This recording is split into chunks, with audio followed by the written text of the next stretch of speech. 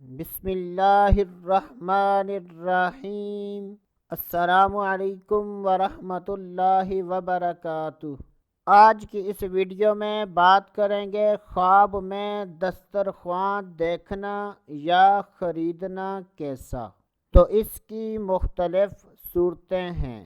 حضرت سیدنا جابر مغربی رحمۃ اللہ تعالی علیہ نے ارشاد فرمایا کہ اگر کوئی شخص خواب میں دیکھے کہ اس کے پاس نیا اور پاکیزہ دسترخوان ہے یا اس نے خریدا ہے تو یہ اس بات کی دلیل ہے کہ ایسا آدمی اگر کوئی کنیز خریدے گا تو وہ کنیز بدصورت ہوگی۔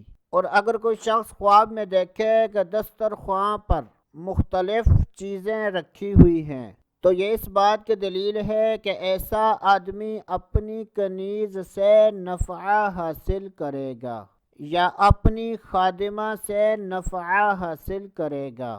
حضرت سیدنا ابراہیم کرمانی رحمۃ اللہ تعالی علیہ نے ارشاد فرمایا کہ اگر کوئی شخص خواب میں خوبصورت دسترخوان دیکھتا ہے تو یہ اس بات کی دلیل ہے کہ ایسا آدمی سفر کرے گا اور اس سفر میں اس آدمی کو نفع حاصل ہوگا۔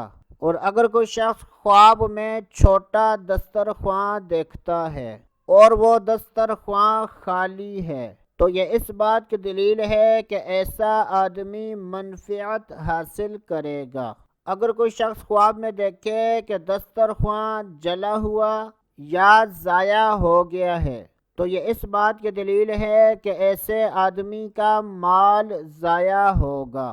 حضرت سیدنا امام جعفر صادق رحمۃ اللہ تعالی علیہ نے ارشاد فرمایا کہ خواب میں دسترخوان دیکھنے کی 4 تعبیریں ہیں: کنیز کا ملنا، خدمت گار، سفر کرنا، کسب و معیشت۔ اللہ عز و جل سے دعا ہے کہ اللہ عز و جل ہمیں اچھے خواب دیکھنے، برے خوابوں سے بچنے کی توفیق عطا فرمائے۔ تو دوستو ابھی کے لیے اتنا ہی، اگلی ویڈیو تک اجازت، اللہ حافظ۔